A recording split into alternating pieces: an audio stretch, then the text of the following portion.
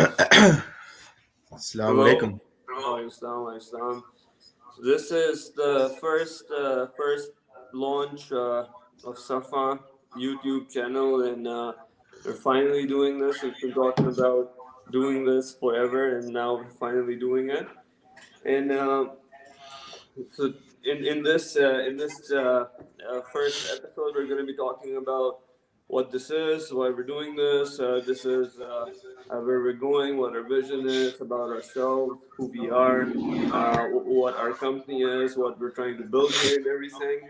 And so a little bit about ourselves. So first, I'll go, and then I'll give it over to Zan. And my name is Rasalat, and this is my friend Zain, and so we built a company together. Its name is Safa Inc.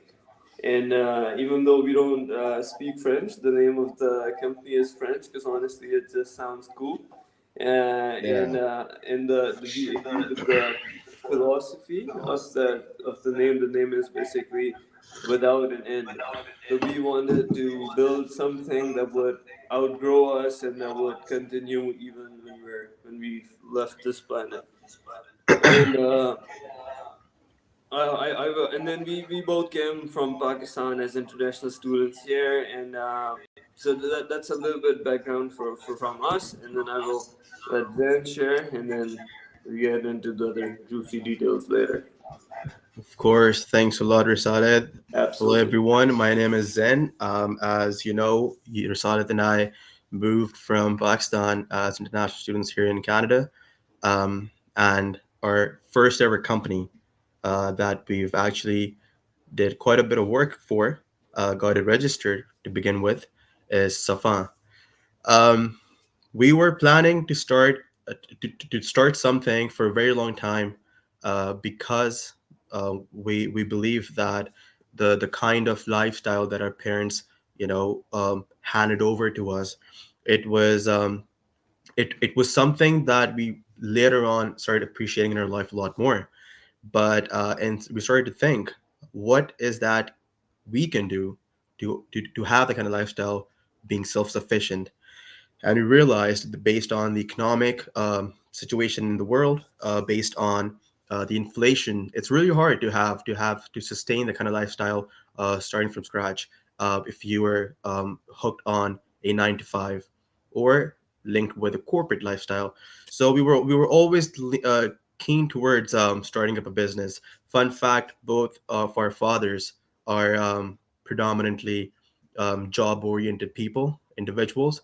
So we had a really hard time breaking out of it at first because we saw our fathers providing us in the best possible manner by having a job.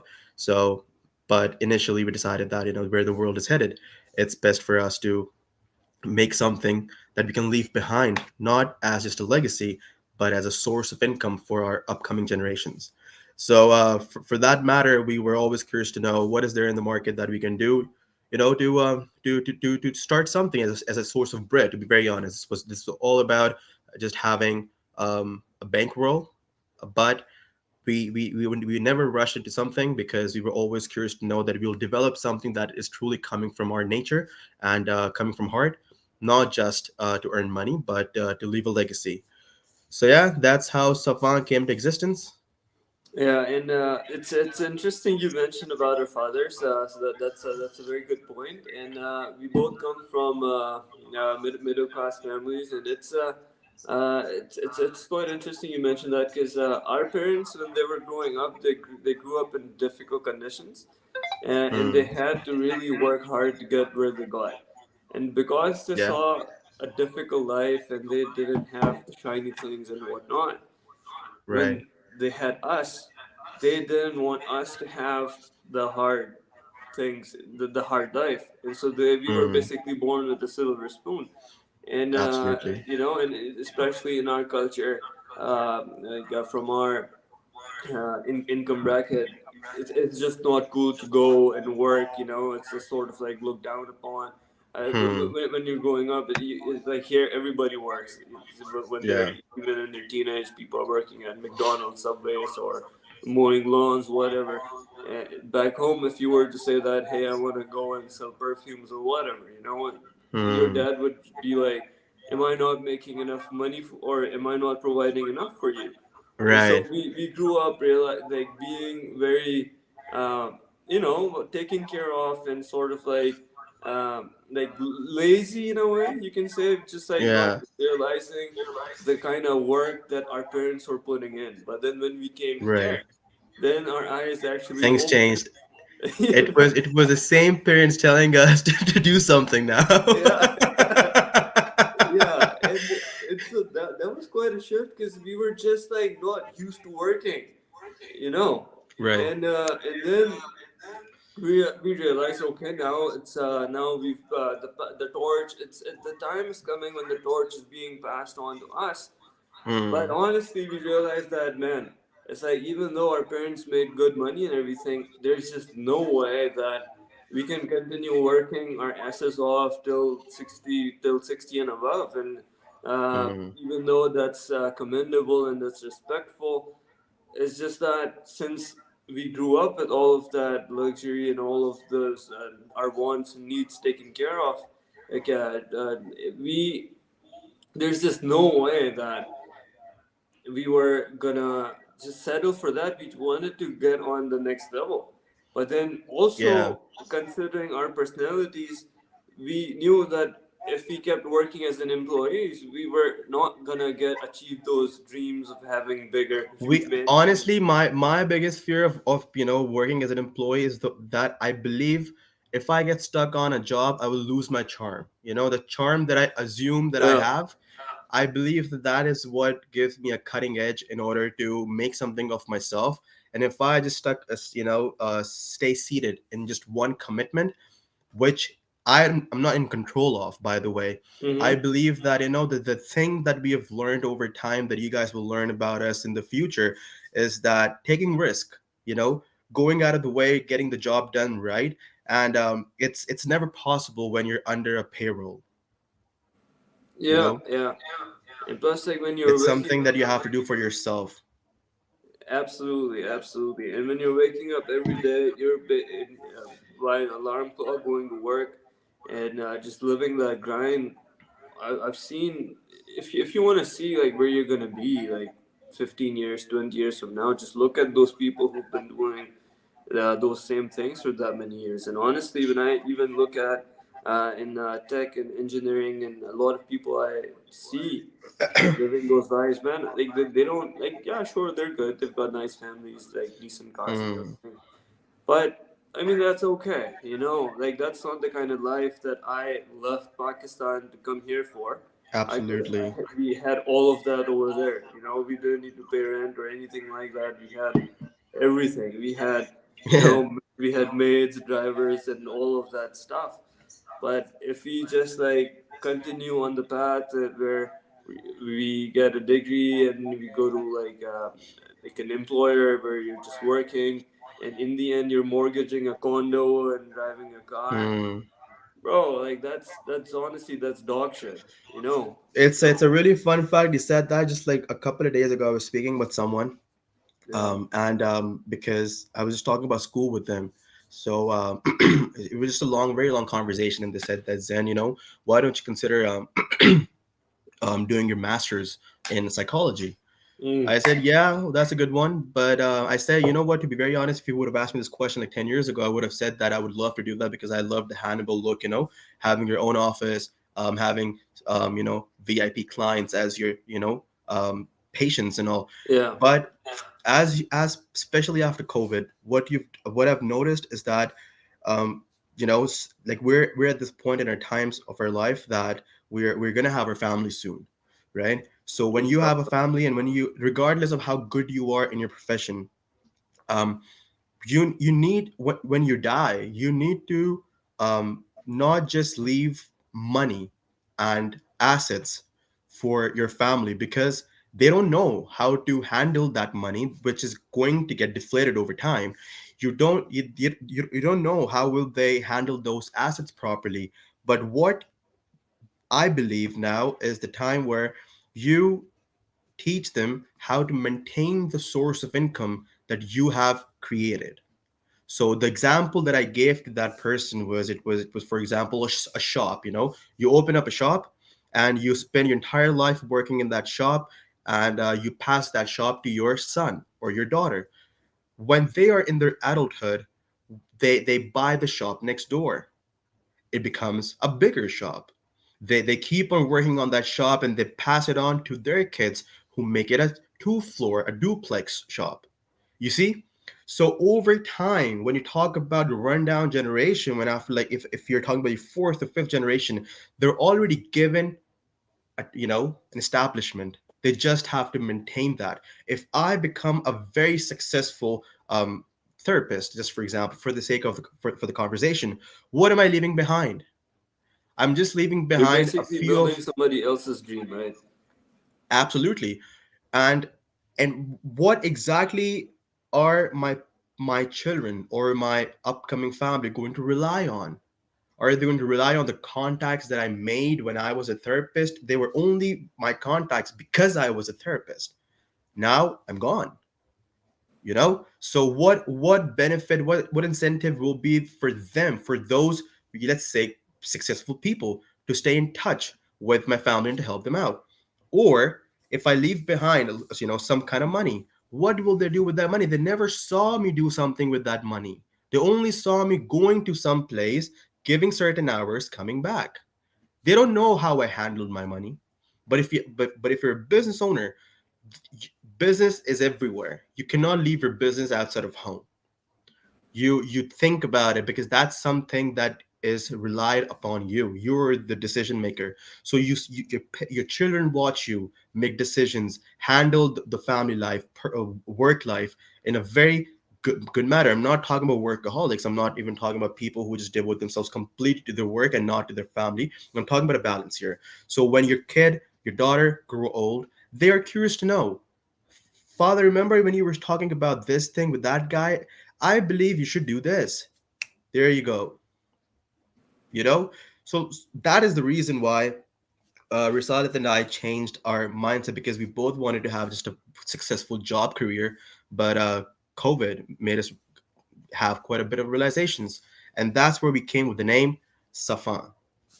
Yeah, So, without an yeah.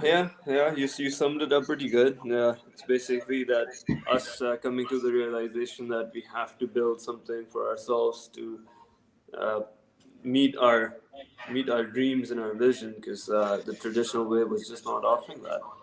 And absolutely. yeah, now do share like how we got started with the business that we're in right now, considering that it's something that we initially would not have been interested in, Yeah. but We since had nothing to do with it. It's the yeah, last thing on our mind when we think about business opportunities. It's the last thing we would have ever thought about. yeah, but like Jung says that the answers are always in the place where you least want to look. And so Yeah. Zen's family, like his immediate family, or like he will explain more, were already involved in the beauty tools and the stainless tool industry, and we just Stainless grew up. steel. Exactly, exactly. So I just heard stories from him about like his relatives and everything, and he grew up in that world. And yeah, but please do share about like how you grew up in that world and how the opportunity that we're in came out of that, the place where we least expected from. Absolutely, absolutely. Thanks for Saad. So it was something that, now that we think about it, it's something that was always there, but we were very immature, or polar opposite minded, to see the potential in this. So as Saad has mentioned, my maternal side, there are a few family members of mine who initiated industry in Sialkot, Pakistan, um, primarily focusing on manufacturing beauty tools. So you can say things like your manicure sets, pedicure, your barber tools, your surgical tools used for surgeries, your dental tools for dental procedures, endo, hygiene, and surgery. So whenever I used to visit my maternal home, this was their home, and next to it they had their factory within the premises. And we used to play cricket outside. We used to play football outside in the garden. And so they were. I was never interested to go inside and see what is this factory. So the only thing that I was wowed about was the fact that, oh, a factory, But it never hit us because we were never open to this thing, like what goes on inside a factory. So time went by. We were in our adolescence, and my cousins started reaching out to me. At this point, me and Saad had already moved to Canada, and they started reaching out to me. That Zen, we've been doing this business for like, we're the third generation doing this business, and why don't you come with us? Why don't you look into it? Why don't you do something in Canada? Start your own thing. You have a factory with you. You have a manufacturer. You have a strong hand above your shoulder, supporting you with all the years of wisdom, all the years of experience. But you were never interested. I never even shared that with anybody. I actually used to avoid my cousin's phone calls for that reason. Like, why does he keep on asking me to do it? I didn't know because I was so oriented towards successfully finishing my Yeah, bachelor's. one thing as well I would like to mention. So Absolutely, yeah. this is around the same time when we realized that we had to enter the business world and everything, and we were trying different things and looking into different things and whatnot. Yes, that And is that is a weird part. So yeah, that is a weird part. yeah, So while an no, this was opportunity this was was this was knocking on our just like a doors. cup. This was just a couple of months before that. But and just a few months after that, maybe that thing left a ring in my subconscious mind that we have to do something. So we did initiate it together, but it never clicked me to utilize something that was really knocking at the door. Right. And the reason being for that, and the biggest reason, which we all know, is that you always try to avoid doing business with your family, right? So maybe it was that thing. Maybe because that's all what we heard about business in like in our family. No, don't do business with your family members. But then you see successful family members, and then your father is working 9 to 5, successful career, but it never Yeah. clicks you to look for opportunities and to utilize it in the best possible manner. So Rasad and I started a few things.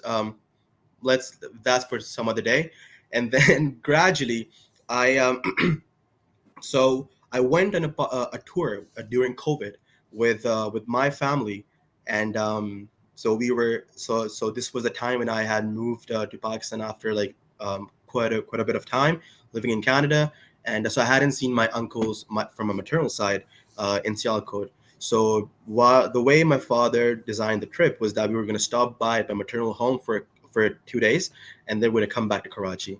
So right before my trip, I got a phone call from my cousin in Germany. He is actually the one whose factory I'm talking about. So he said that, Zen, while you're in the city, why don't you go and see the other cousin? He's going to be in the factory. Just go say hi.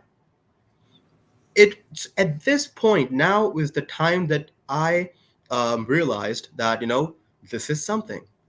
So this was a time when Risal was about to visit within the next 2 months as well. So I went on the trip. Then I went to the factory. I This is the first time ever I went inside the factory that I was seeing from the outside my entire life, my whole life, and I never bothered being curious. There was no element of curiosity when it comes to business, right? Which is really bad things to like at a young age. People should be curious to know if there's a manufacturing going inside somewhere. You should be curious enough to know, like, how is it made? What is it? How is it made? I didn't have any of that. So this is the first time ever I went inside the factory. I had a really long session with my cousin. First time ever about business.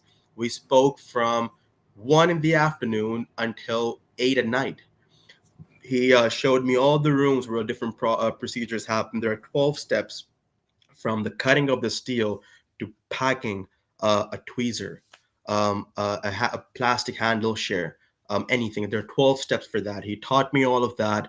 And then he offered me, he said, that Zen, give it a thought, see what you have to do. At this point, he was more focused on me bringing the business to Canada, but I wasn't sure if I'm going to come back to Canada at that point because of COVID.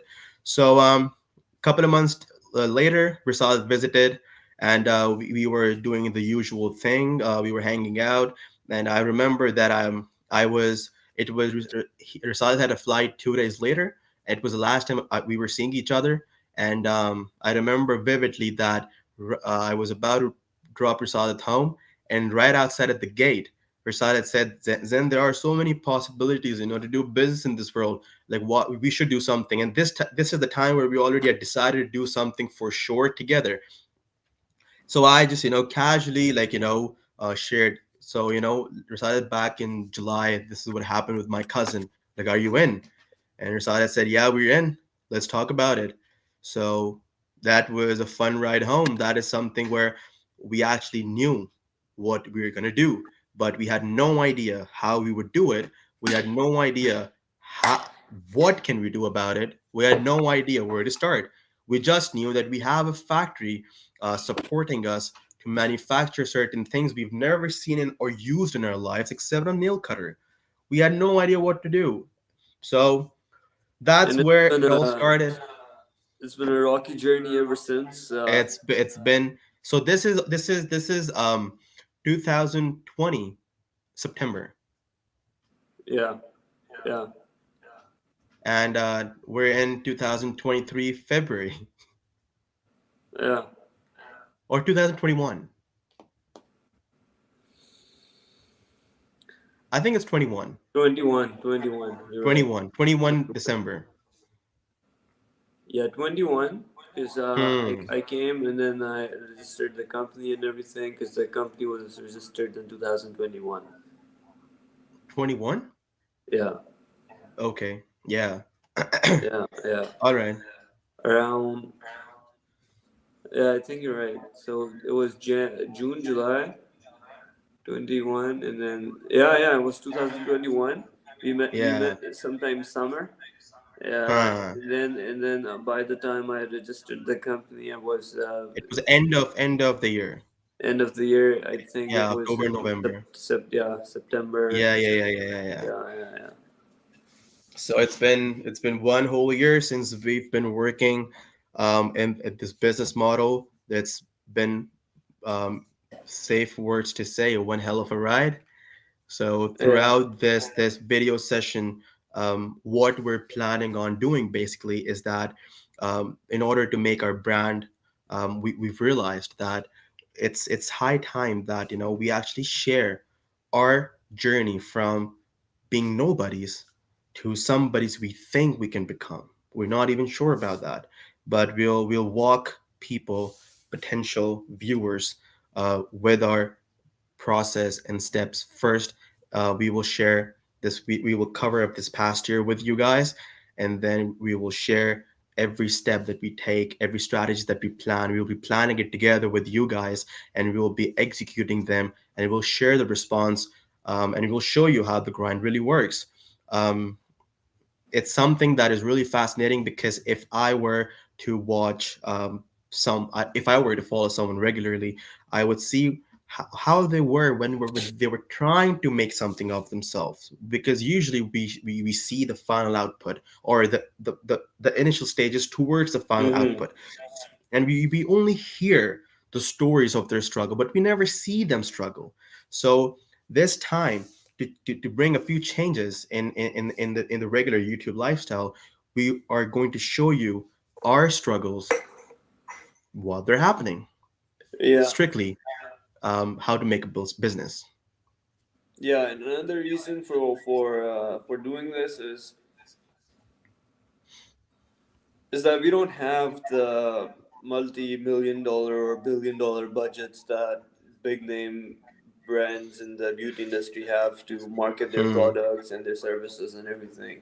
And honestly, those ways of traditional advertising and marketing at this point have become quite annoying. And when you're Hmm. doing something and you're presented with an ad, you don't want to see that. You just want to get to what Hmm. you're doing, and it's just annoying. Uh, instead, what we've like Zen mentioned, to add on top of that, is that we're just uh, building a community and being absolutely honest about what we're building, why we're building, where we're going, and how we're going there. And we'll make mistakes. We've made mistakes, but we've learned from our mistakes, and we'll continue to do that.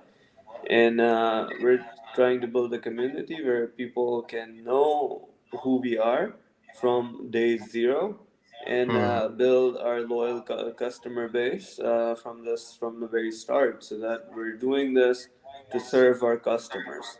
And there's going to be, we're all about sustainability and circular economies and giving back to the people who've helped us. We also come from a country where a lot of things don't work, and the things that do work is because of the people looking out for each other.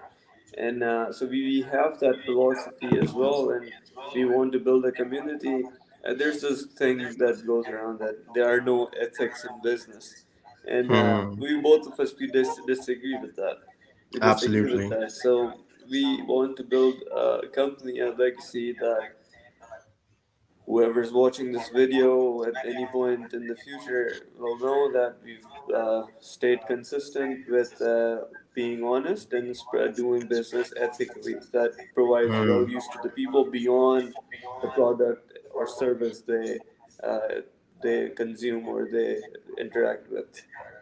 Absolutely. I would like to add a few points here that when you talk about that, the reason we decided to initiate this chain of videos, we were never into this thing.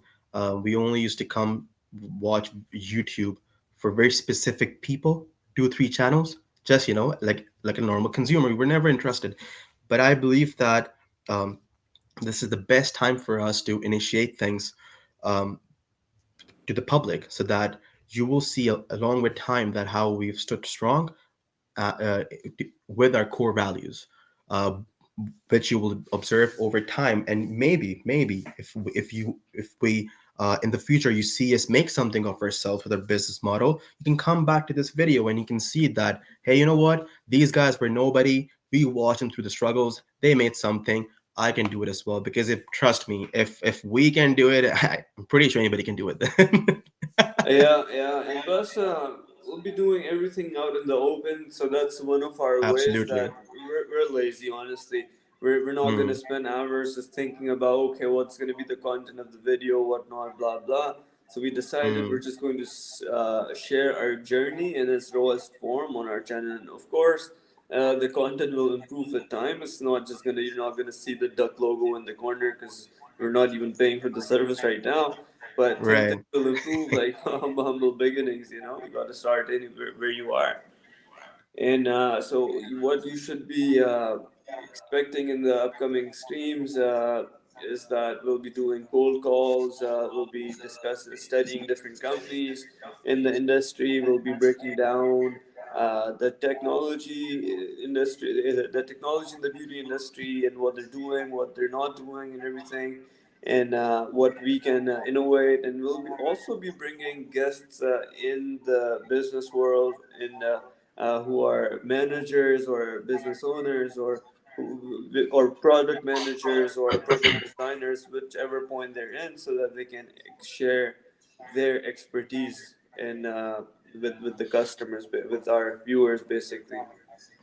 Absolutely. And if we're speaking from the client's perspective, future, like in the future down the road, we plan on retaining clients for which through our organic uh, business model, we want them to actually look through these videos because we will be discussing them here so they can actually see that how we work towards them, behind the scenes. We were actually thinking about them and planning strategies how to be as transparent towards them as possible.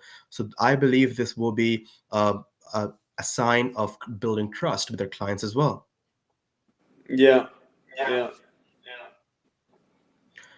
So let's Okay. start with the name. What about it? What how so what makes you think we decided upon this name?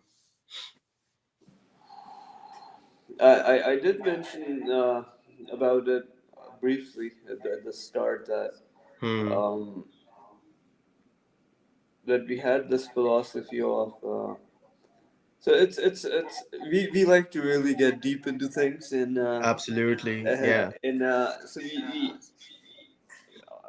Zen's business is in psychology business, and he wears a lot of hats. And I'm also someone who's interested in many things in life, and my background is in tech, computer science, uh, and so when internet came, uh, a lot of people didn't take internet seriously, and those businesses that did not capitalize on that, they simply were not able to compete and were outcompeted. They were left behind and forgotten. Netflix is a prime example how Netflix dominated Blockbuster, and Blockbuster just didn't take the opportunity seriously and whatnot. And many examples in that space. And so, just like that, we're at a point in time where uh, we realize that things are changing so rapidly. Even now, with the 2023 is like the year of AI. Every day, we're like hearing news about this new AI tool came out, and it does this, it does that. It's even got the kitchen sink in it. It can do anything. It can write code, blah blah. And so that this change is just going to keep accelerating. And a lot of businesses are still, in the olden ways of doing things and not keeping up with times, and people have no idea about how things are changing or will change, and we don't even have an idea, but we nobody has an idea about how the world will look post singularity, and but we at least have the awareness that it will look completely different from what anybody can imagine, but we want to build something that will continue with time, and we therefore have to keep innovating and keeping up with the time, and not just to go one second, the voice was echoing, and not just to increase our profit margins and not just to make an extra buck where we can, but so that this company can keep providing value to the people. And so that was the philosophy that we always shared, and so we and then there was a struggle about how to come up with a name and whatnot, and we were trying different names, and then I don't remember exactly how we ended up with Safan, but then since we don't have I time, remember. I do share. Are you done, or am I cutting Yeah, you yeah, off? yeah, pretty much. Yeah. I remember that we actually decided upon some of the attributes of that we will have and we will sustain in our business.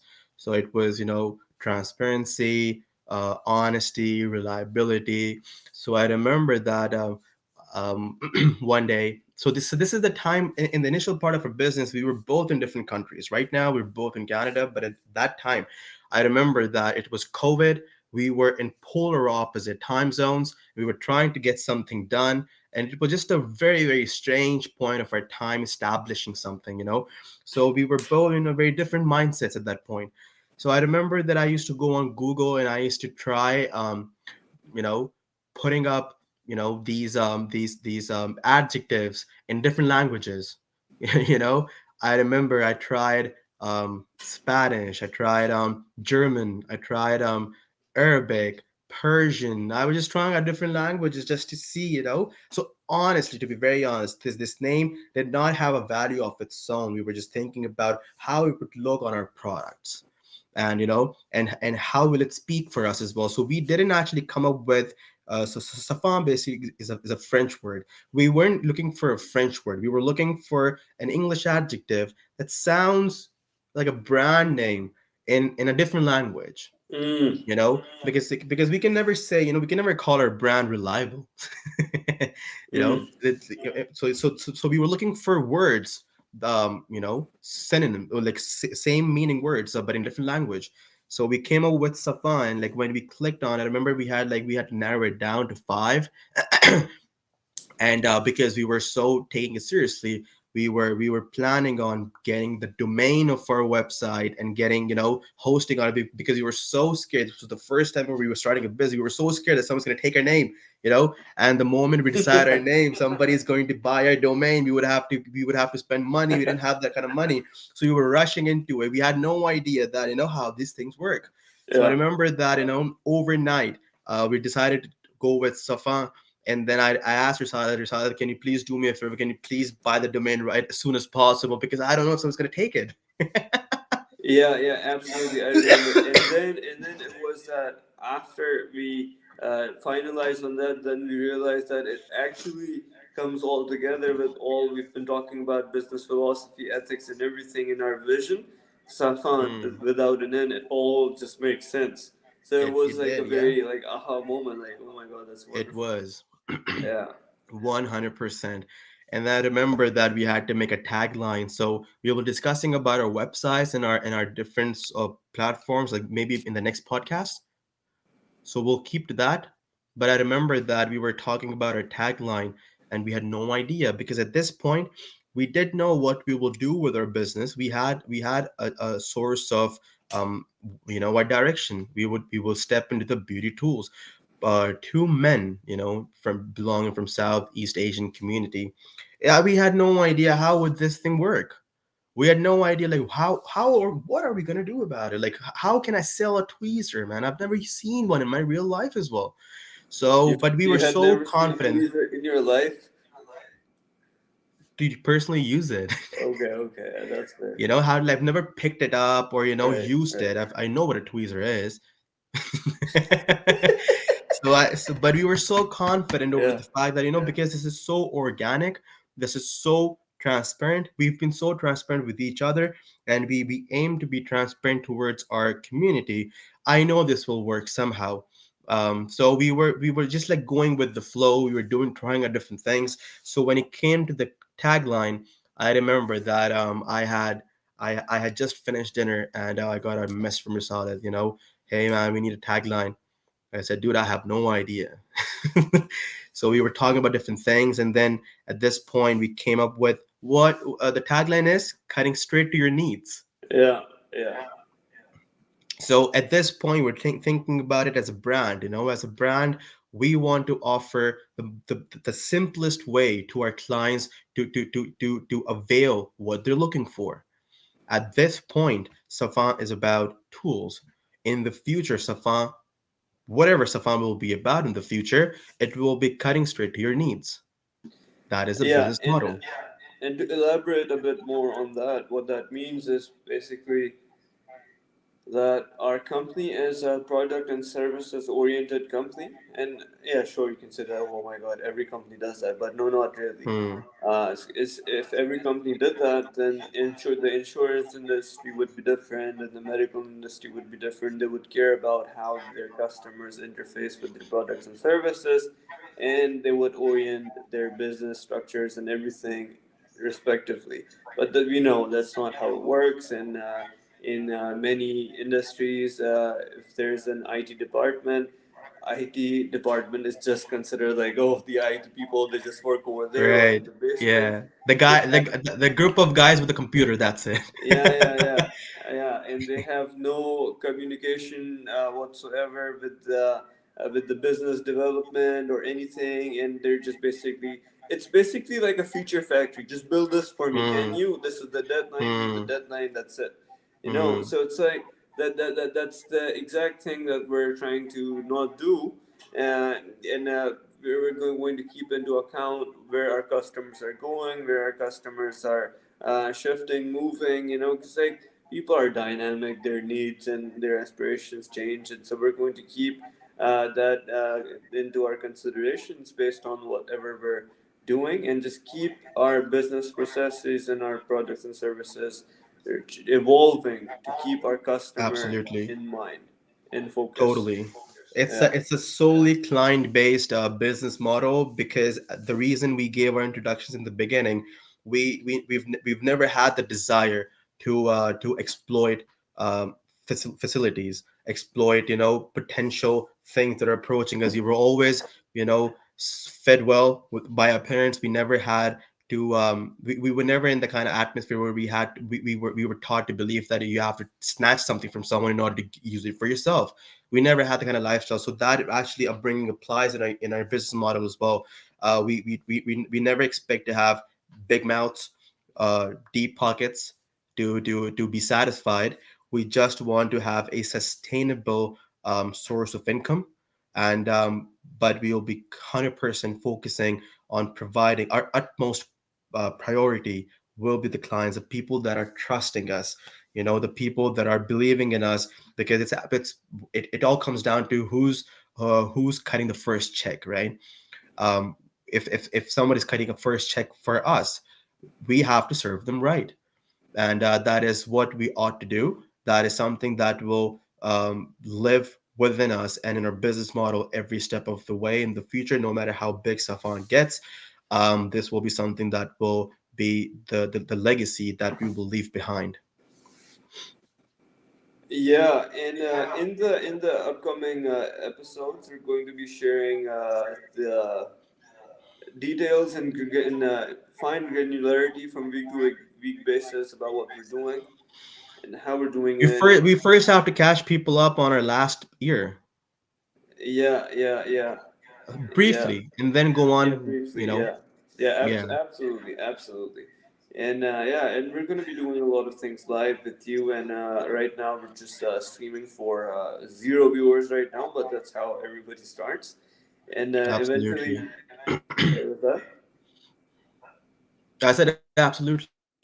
Yeah, yeah, and then once we do start having like a following, we'll be having discussions with our viewers and everything about what they think and whatnot, and just having an open platform and a conversation with people, because like we are Mm, building for people.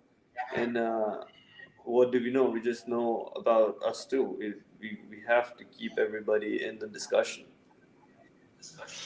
absolutely. Yeah. And one business element that I would like to add on to this thing is because we're keeping our business open, we are open for suggestions as well down the road. So we will be sharing with you our strategies. We'll be sharing with you our performances, and down if you as our viewer believe, hey Zen Rasadat, I think you guys should try this approach, and if that approach works, um, we'll consider your due suggestion when we are cutting a check.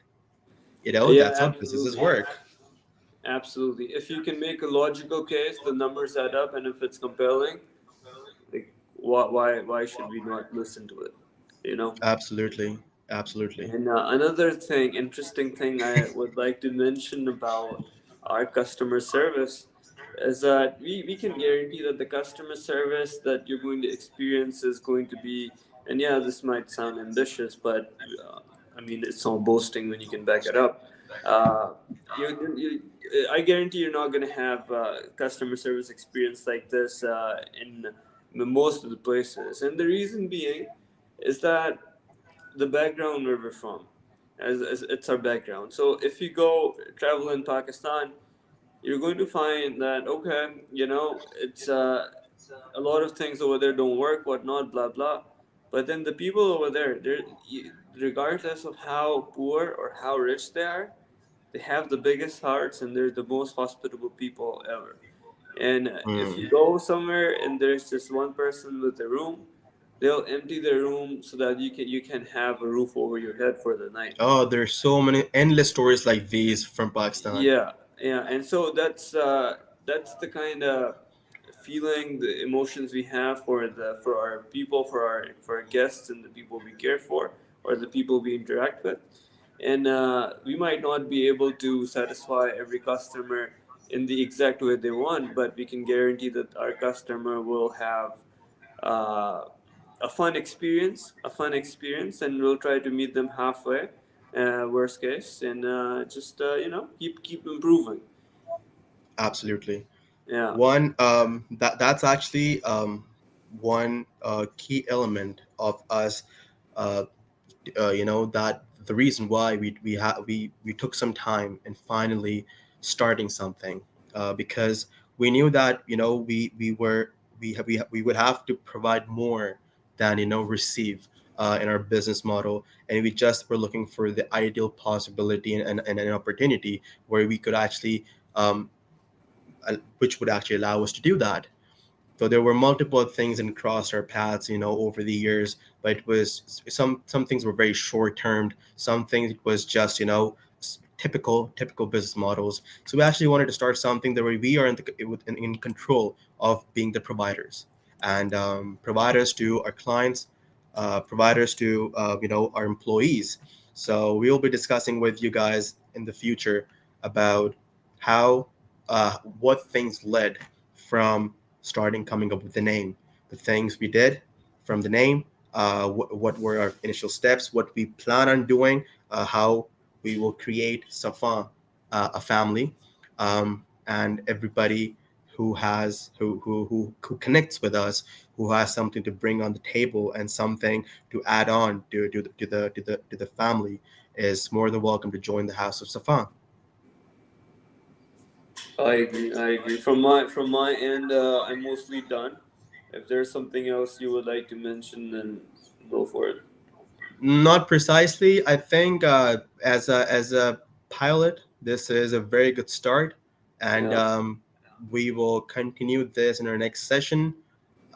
Take things gradually, learn from it ourselves as well, and proceed with that. Yeah. Absolutely. Absolutely. Okay. Are we good? We are good. Already, Silent. Thank you All for right. having Thanks for me. your time, bro. Gotta get ready for my next Take care. meeting in about 15 Sounds minutes. good. Let's see how that goes. Take Sounds care, man. good. Take care, brother. Take care. Salam. Take care. Take care. Alaikum salam.